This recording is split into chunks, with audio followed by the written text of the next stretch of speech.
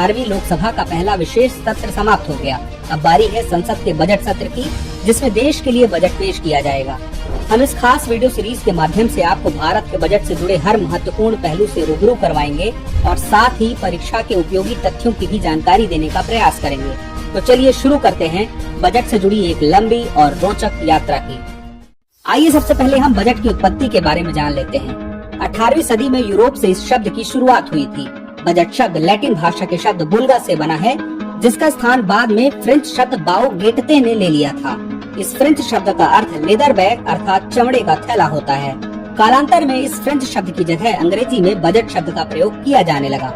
गौरतलब है कि भारत में भी बजट शब्द का प्रयोग किया जाता है, लेकिन भारतीय संविधान में बजट शब्द का उल्लेख है ही नहीं। अब हम बजट के ऐतिहासिक संदर्भ को समझने का प्रयास करते हैं। बजट शब्द भले ही नया है, लेकिन इसका अभ्यास बहुत पुराना है। सदियों से भारत के लोग अपने जीवन को बेहतर करने के लिए आर्थिक नीतियों का निर्माण करते रहे हैं।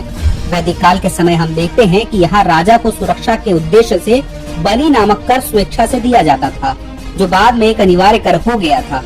जब हम कौटिल्य रचित अर्थशास्त्र का अध्ययन करते हैं तो पाते हैं कि मौर्य काल में अनेक प्रकार से करों यानी कि टैक्सेस का चलन था और राजा के द्वारा राज्य की आय का विभाजन विभिन्न खर्चों के आधार पर किया जाता था।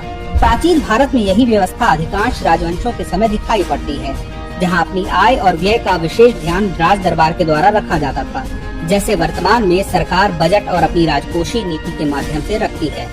अगर हम बात करें मुगल काल की, तो इस समय मुगल शासक उत्पादन के आधार पर भू राजस्व का निर्धारण करते थे। साथ ही व्यापार नीतियों का भी विशेष ध्यान रखा जाता था, जिस तरीके से वर्तमान में भारत सरकार बजट और भुगतान संतुलन के माध्यम से रखती है।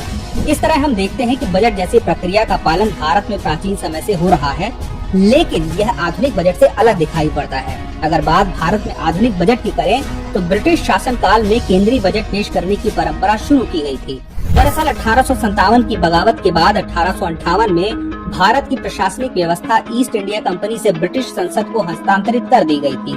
साथ ही इस दौरान भारतीय अर्थव्यवस्था की स्थिति भी डगमगा रही थी। अतः इस समय सबसे बड़ा सवाल यह था कि हालात कैसे बेहतर किए जाएं। इसी को देखते हुए 1859 में स्कॉटिश अर्थशास्त्री जेम्स विल्सन को वायसराय लॉर्ड कैनिंग के अधीन काउंसिल ऑफ इंडिया में फाइनेंशियल मेंबर के तौर पर नियुक्त किया गया, जिसके बाद इन्होंने भारत का पहला बजट अप्रैल 1860 में पेश किया। गौरतलब है कि आयकर व्यवस्था की नींव भी जेम्स विल्सन ने इसी दौरान रखी थी, जिसे 24 जुलाई 1860 से लागू किया गया था। इसलिए हर वर्ष 24 जुलाई को राष्ट्रीय आयकर दिवस के रूप में मनाया जाता है। इसके बाद से 1860 से 1946 तक ब्रिटिश संसदीय व्यवस्था के तहत बजट पेश होता रहा। साथ ही बजट लाने की परंपरा में समय समय पर बदलाव भी होते रहे। जब भारत को आजादी मिली और संविधान के माध्यम से लोकतंत्र की आधारशिला रखी गई, तब से ही संसद ने देश के विकास के लिए बजट पेश करना शुरू कर दिया और समय समय पर देश में बजट में सकारात्मक बदलाव भी होते रहे हैं। आज भी देश के आर्थिक विकास में बजट बेहद खास मायने रखता है।